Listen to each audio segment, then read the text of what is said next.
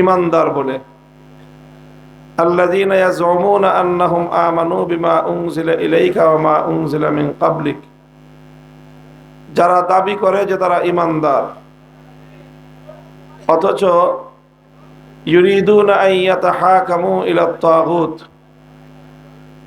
অথচ তারা তাদের এই দাবির সম্পূর্ণ বিপরীত। তারা চায় তাগুতের কাছে বিচার চাইতে, তাগুতের কাছে সিদ্ধান্ত চাইতে চায়। অর্থাৎ পবিত্র কোরআনে কারীমের এই আয়াত স্পষ্ট ভাষায় দ্ব্যর্থহীন ভাবে একথা প্রমাণ করছে যে যারা আল্লাহ পাক রব্বুল আলামিনের উপর বিশ্বাসী হতে হয়, আল্লাহর উপর যাদের ঈমান আছে, তারা কশ্চিনকালেও তাগুতের কাছে সিদ্ধান্ত জানতে চাইতে পারে না। আর যারা তাগুতের কাছে সিদ্ধান্ত চাইবে, তারা আর কিছু হলেও ঈমানদার হতে পারে না। আল্লাহর উপর ঈমান এবং তাগুতের উপর বিশ্বাস, এই দুটো কশ্চিনকালেও একসাথে হতে পারে না। সূরাতুল বাকারার মধ্যে আল্লাহ পাক রব্বুল আলামিন আরো স্পষ্ট ভাষায় বলেছেন, قد تبين الرشد من الغي فمن يكفر بالطاغوت ويؤمن بالله فقد استمسك بالعروة الوثقى لا انفصام لها। আল্লাহ বলেন যে সঠিক পথ এবং ভুল পথ উভয়টা দিবালোকের ন্যায় পরিষ্কার। যে ব্যক্তি তাগুতকে অস্বীকার করে আল্লাহর উপর ঈমান আনবে, সেই ব্যক্তি একমাত্র সঠিক পথটাকে শক্তিশালীভাবে ধরতে পারবে। অর্থাৎ শুধুমাত্র আল্লাহর উপর ঈমান আনাই যথেষ্ট নয়, বরং সেই সঙ্গে তাগুতকে অস্বীকার করতে হবে। অন্যত্র আল্লাহ পাক রব্বুল আলামিন কোরআনে পাকের মধ্যে বলেছেন, আল্লাযীনা আমানু ইউকাতিলুনা ফী সাবিলিল্লাহ ওয়াল্লাযীনা কাফারু ইউকাতিলুনা ফী সাবিলিত তাগুত। আল্লাহ বলেন, যারা ঈমানদার তারা আল্লাহর পথে লড়াই করে, যারা বেঈমান তারা তাগুতের পথে লড়াই করে। একটা কথাই প্রত্যেকটা আয়াতের মধ্যে ঘুরে ফিরে আসতেছে, সেটা হলো যে যারা তাগুতের অনুসারী, যারা তাগুতকে বিশ্বাস করে, যারা তাগুতকে অনুসরণ করে, যারা তাগুতের পথে লড়াই করে, এই সবগুলো বৈশিষ্ট্য হলো বেঈমানদের বৈশিষ্ট্য, কাফেরদের বৈশিষ্ট্য। মুহতারাম হাজরিন, প্রশ্ন করতে পারেন যে তাগুতটা কি জিনিস? এটা একটু বোঝা দরকার, যেহেতু পবিত্র কোরআনে কারীমের মধ্যে আল্লাহ পাক রব্বুল আলামিন বারবার এই শব্দটাকে প্রয়োগ করেছেন। যেহেতু কোরআনে কারীমের মধ্যে একটি বিষয় বারবার এসেছে, এই জন্য যারা পবিত্র কোরআনে কারীমের ব্যাখ্যা করেছেন, তাফসীর করেছেন, তারা সকলেই এই তাগুতের ব্যাখ্যা করেছেন, সংজ্ঞা দিয়েছেন, তার পরিচয় তুলে ধরেছেন।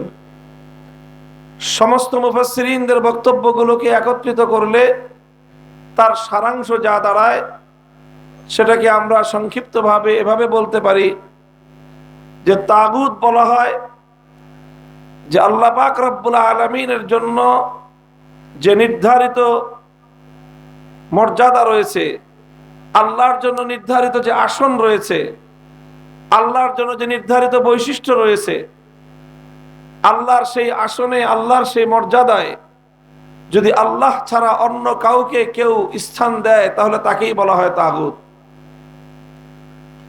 অর্থাৎ আরো সহজ ভাষায় বলতে গেলে, আল্লাহর জায়গায় যদি অন্য কাউকে বসানো হয়, তাকেই বলা হয় তাগুত। আপনারা কথা বুঝতেছেন? আমার কথা বুঝলে একটু রিপ্লাই করবেন, প্রতি উত্তর দিবেন, তাহলে বুঝতে পারবো যে আপনারা আমার কথা বুঝতেছেন।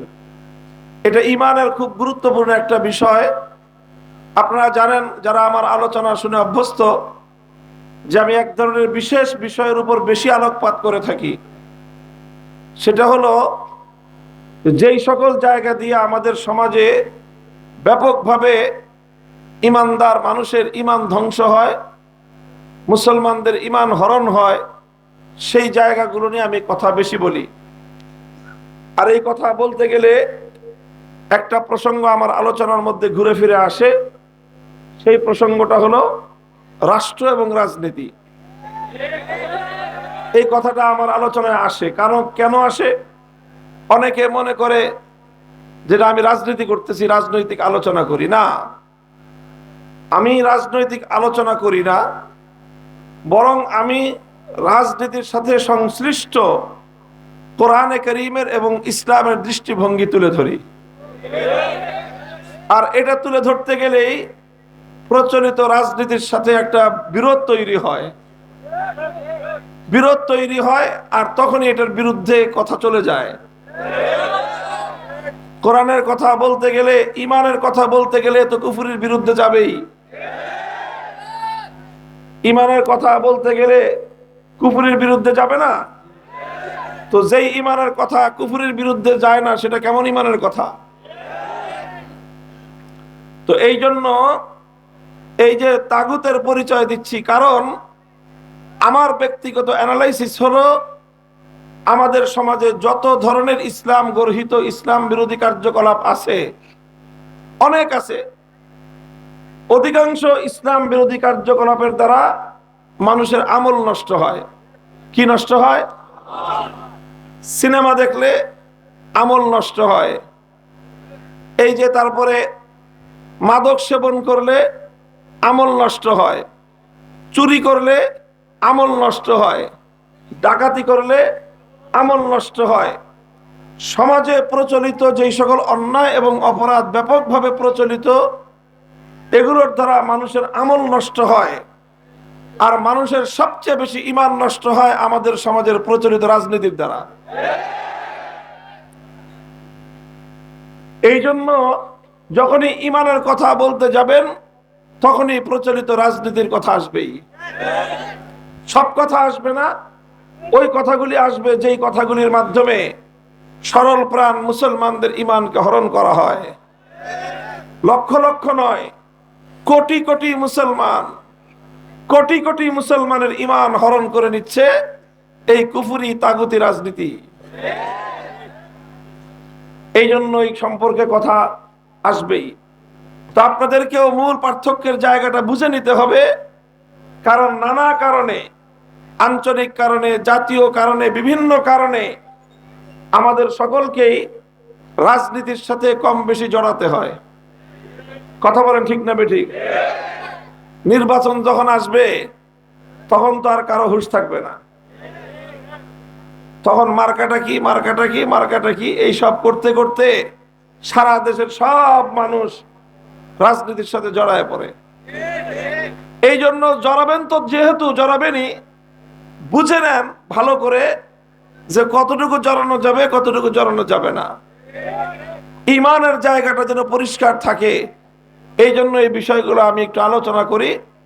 আমার উদ্দেশ্য হলো আমার সরল প্রাণ ঈমানদার মুসলমান ভাইদের ঈমানের বিষয়ে সতর্ক করা, সোচ্চার করা।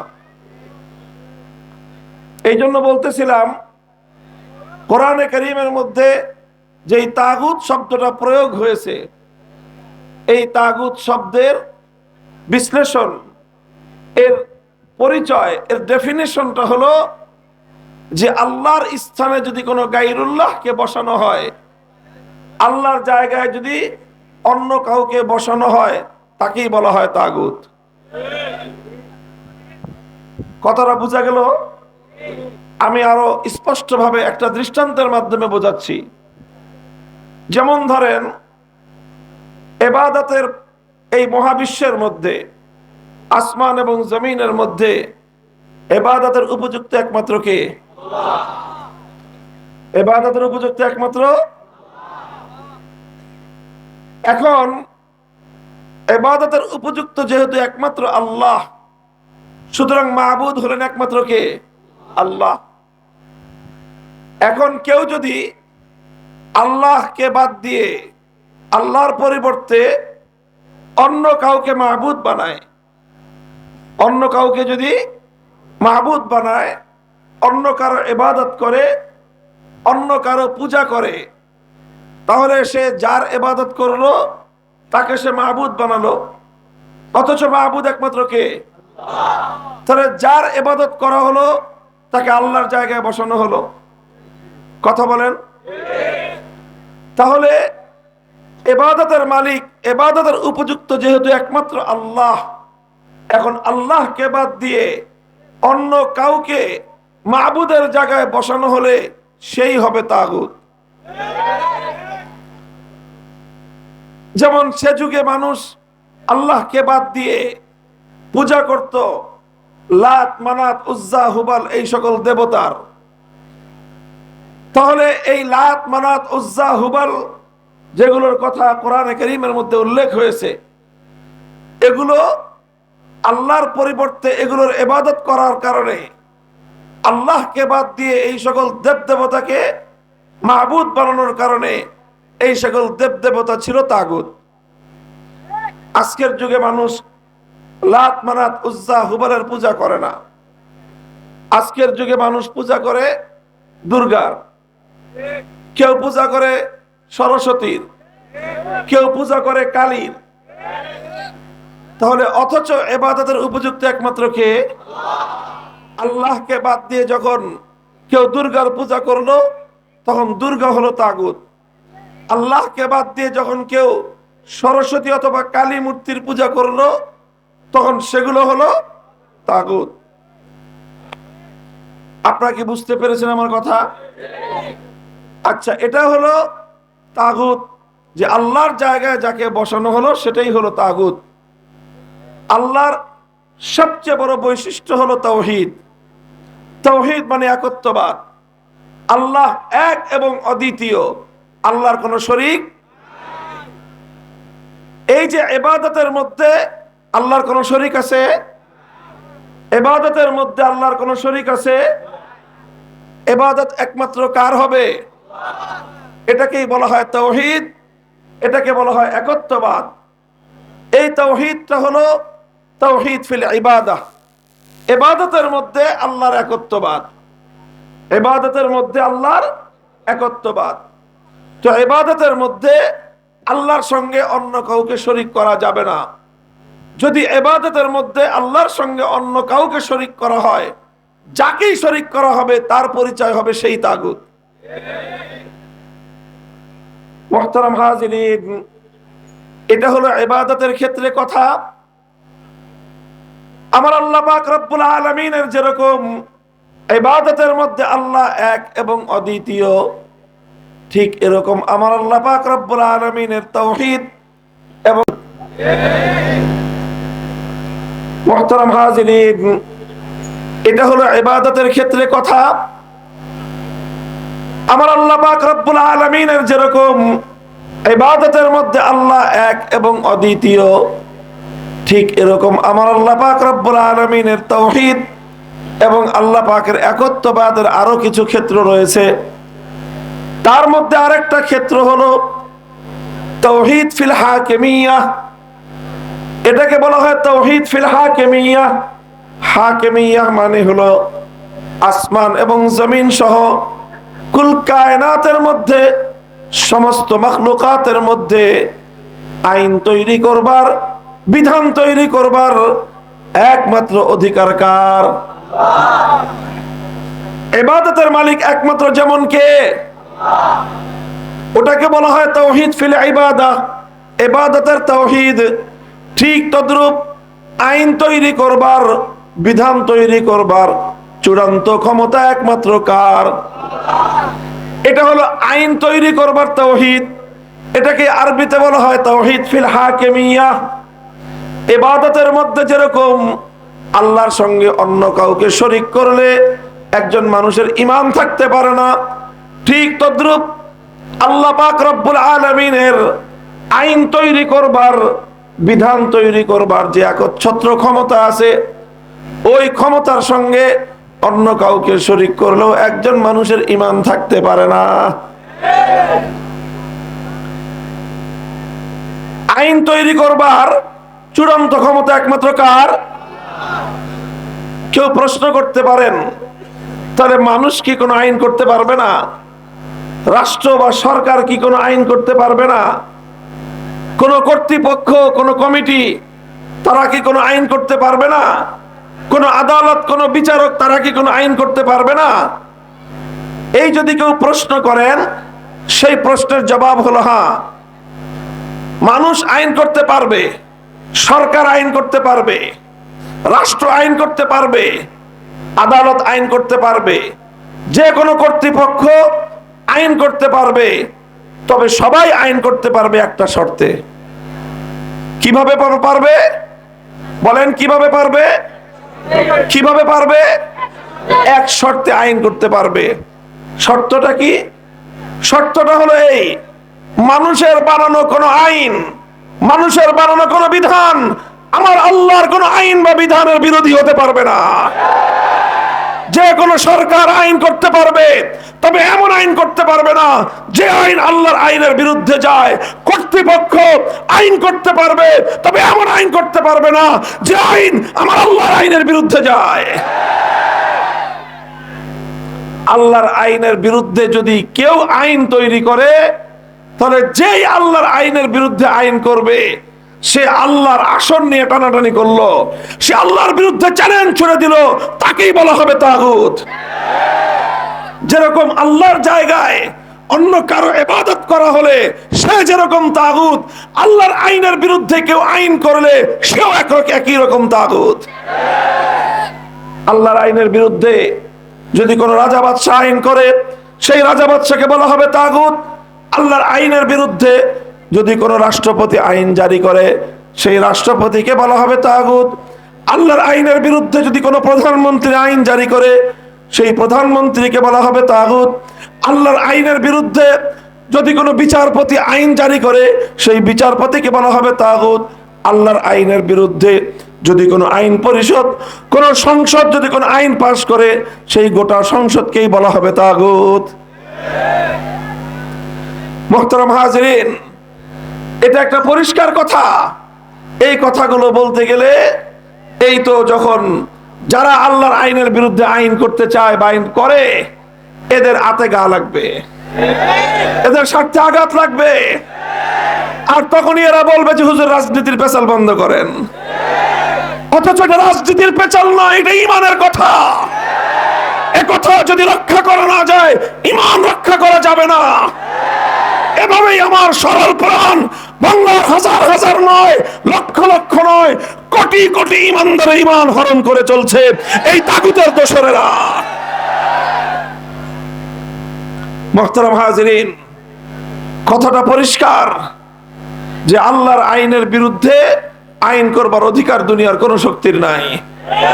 শুধু রাষ্ট্র নয়, শুধু সরকার নয়, শুধু মন্ত্রী পরিষদ নয়, শুধু সংসদ নয়, সারা দুনিয়ার 700 কোটি মানুষ যদি মিলে কোন একটা বিধান তৈরি করে, কোন একটা আইন তৈরি করে, আর সেই আইন যদি আমার আল্লাহর কোন একটা আইনের 1/1 বিরোধী হয়, সে আইন বাতিল বলে গণ্য হবে। আসমান এবং জমিনের মধ্যখানে আইন তৈরি করবার, বিধান তৈরি করবার চূড়ান্ত ক্ষমতা একমাত্র কার? মুহতারাম হাজিরিন, এটা হলো ঈমানের একটা গুরুত্বপূর্ণ জায়গা। কোরআনে কারীমের অসংখ্য আয়াতের মধ্যে আল্লাহ পাক রব্বুল আলামিন আইন এবং বিধান তৈরি করবার ক্ষেত্রে আমার আল্লাহ পাক রব্বুল আলামিনের নিরঙ্কুশ এই ক্ষমতার কথা বলা হয়েছে। মুহতারাম হাজিরিন, আমি আপনাদেরকে জিজ্ঞাসা করি, আচ্ছা বলেন তো, একজন মানুষ যদি 24 ঘন্টার মধ্যে 23 ঘন্টা 55 মিনিট শুধু এক আল্লাহর ইবাদত করে, শুধু 5টা মিনিটের জন্য দুর্গার পূজা করে, বলেন লোকটা ইমানদার না বেঈমান? অথচ সে আল্লাহর ইবাদত করছে 23 ঘন্টা 55 মিনিট। 23 ঘন্টা 55 মিনিট আল্লাহর ইবাদত করেও একজন মানুষ ইমানদার থাকতে পারলো না, কারণ সে 5 মিনিটের জন্য শিরক করেছে। কথা বলেন ঠিক কিনা? আচ্ছা 5 মিনিট না, 1 মিনিটের জন্য যদি করে, 1 মিনিট না, যদি 1 সেকেন্ডের জন্য প্রতিদিন কেউ দুর্গার পূজা করে অথবা কোনো গায়রুল্লাহর পূজা করে, কোন দেবতার পূজা করে, ঈমান থাকতে পারে? যেমনি ভাবে ইবাদতের মধ্যে আল্লাহর সঙ্গে অন্য কাউকে 1 সেকেন্ডের জন্য কেউ শরীক করলে তার ঈমান থাকে না, ঠিক তদ্রূপ কেউ যদি মনে করে আল্লাহর আইনের বিরুদ্ধে অন্য কেউ আইন তৈরি করতে পারবে, আল্লাহর আইনের বিরুদ্ধে অন্য কেউ, সে যত বড় কর্তৃপক্ষই হোক না কেন, যত বড় সরকার হোক না কেন, যত বড় অথরিটি হোক না কেন, যত বড় রাষ্ট্রই হোক না কেন, যত বেশি মানুষের সংখ্যায় হোক না কেন, সারা দুনিয়ার মানুষ মিলে যদি একটা আইন আল্লাহর আইনের বিরুদ্ধে করতে পারে, এটা কেউ বিশ্বাস করে, সে হাজি হতে পারে, পাজি হতে পারে, গাজী হতে পারে, ইমানদার হতে পারে না। মুহতারাম হাজিরিন, কাজেই ইবাদতের দ্বারা আলহামদুলিল্লাহ আমাদের দেশের মানুষের মধ্যে ইবাদতের শিরক নাই, ইবাদতের শিরক নাই। আপনি এমন একটা মানুষ মুসলমানদের মধ্যে খুঁজে পাবেন না যে 2-4 মিনিটের জন্য দুর্গার পূজা করে, পাবেন? পাবেন? আরে দুর্গা তো পরের কথা, হিন্দুদের দেবতা তো পরের কথা। মুসলমানদের মধ্যে এমন মুসলমানই খুঁজে পাওয়া কঠিন যে মুসলমানদের মধ্যে কোনো পীর বুজুর্গের পূজা করে, এমন লোক মুসলমানদের মধ্যে নাই। আরে পূজা করবে তো দূরের কথা, মাজারে সেজদা করলেই তো মায়ের একটা মাটিতে পড়ে না। বড় বড় ওলিয়া উলিয়াদের মাজারে গিয়ে সেজদা করলে মুসলমানরা ছেড়ে দেয়, মায়ের একটাও তো মাটিতে পড়ে না। যারা সুন্নি বা যাদেরকে বেদাতি বলা হয়, তারাও তো বলে যে আমরা মাজার পূজা করি না, বলে কি বলে না?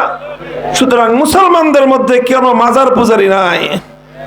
হ্যাঁ, কিছু বেদাত আছে, ইত্যাদি আছে, কিন্তু মুসলমানরা জানে ইবাদতের মালিক একমাত্র কে, ইবাদতের হকদার একমাত্র কে, আসমান এবং জমিনের মধ্যে মাবুদ একমাত্র কে। এই জন্য আল্লাহ ছাড়া কোন গায়রুল্লাহর ইবাদত কোন মুসলমান করে না, কোন মুসলমান সহ্য করে না, কোন মূর্তির পূজা কেউ করে না, কোন অগ্নির পূজা কেউ করে না, কোন সূর্যের পূজা কেউ করে না।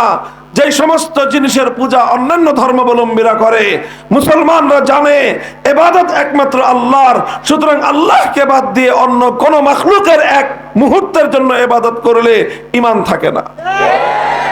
কিন্তু বড় আফসোসের বিষয়, যেই মানুষগুলো 24 ঘন্টার মধ্যে 1 সেকেন্ডের জন্য আল্লাহ ছাড়া অন্য কারো পূজা করতে প্রস্তুত না, সেই ধরনের অসংখ্য মানুষ আইন তৈরি করবার ক্ষেত্রে আমার আল্লাহর অধিকার কেড়ে নিয়ে বিভিন্ন কর্তৃপক্ষকে সেই অধিকার দিয়ে রেখেছে, অথচ নিজেদেরকে আবার ইমানদার বলেও পরিচয় দেয়। তাদের অবস্থাটাই আল্লাহ পাক কোরআনে পাকের মধ্যে তুলে ধরেছেন। ইয়াজুমুনা আন্নাহুম আমানু, তারা দাবি করে যে তারা ইমানদার। আল্লাহর কোরআনের ভাষ্য হলো তারা দাবি করে তারা ইমানদার, অথচ তারা তাগুতের কাছে বিচার চায়, তারা তাগুতের কাছে ফয়সালা জানতে চায়। কোরআনে কারীমের এই আয়াত ব্যর্থহীন ভাবে কথা প্রমাণ করতেছে যে যারা তাগুতের কাছে, অর্থাৎ আল্লাহ ছাড়া অন্য কোনো আইনের কাছে যারা বিচার চায়, ফয়সালা জানতে চায়, সিদ্ধান্ত জানতে চায়, তারা ইমানদার বলে দাবি করলেও আল্লাহর কোরআনের ভাষায় আমার আল্লাহর নিকট তারা কোশ্চিনকালেও ইমানদার হতে পারে না। মুহতারাম হাজিরিন, কথা দীর্ঘ বলবার সুযোগ নাই। মুসলমানদের মধ্যে অভিশাপ ছিল না। মুসলিম জাতি যারা আল্লাহর একত্ববাদে বিশ্বাসী, যারা তাওহীদে বিশ্বাসী, তারা কোনোদিন এটা কল্পনা করতে পারত না যে আল্লাহর আইনের বিরুদ্ধে কোনো মানুষ আইন করতে পারে। এই ধরনের কল্পনা মুসলমানদের মধ্যে ছিল না। মুসলমানরা চিন্তাই করতে পারত না যে মানুষ হয়ে আল্লাহর আসমানের নিচে, আল্লাহর জমিনের উপর বিচরণ করে, আল্লাহর বাতাস থেকে অক্সিজেন গ্রহণ করে, আল্লাহর পানি দিয়ে তৃষ্ণা নিবারণ করে, আল্লাহর নিয়ামতের মধ্যে ডুবন্ত থেকে কোনো মানুষ আল্লাহর আইনের বিরুদ্ধে আইন করতে পারে, এটা মুসলমানরা কল্পনা করতে পারত না। এইভাবে 600 বছর পর্যন্ত মুসলমানদের মধ্যে কশ্চিনকালেও এমন কোনো অভিশপ্ত ধারা দেখা যায় নাই যে কোনো ব্যক্তি আল্লাহর আইনের বিরুদ্ধে কোনো আইন করেছে। 7ম শতাব্দীতে সর্বপ্রথম মুসলিম জাতির উপর একটা আক্রমণ পরিচালিত হয়, মুসলমানদের উপর একটা আগ্রাসন চালায় হলো তাতারিরা। এই মঙ্গোলীয় সম্প্রদায় তাতারিরা মুসলমানদের উপর হামলা চালায়, মুসলমানদের দেশগুলোকে তারা ধ্বংসস্তূপে পরিণত করে।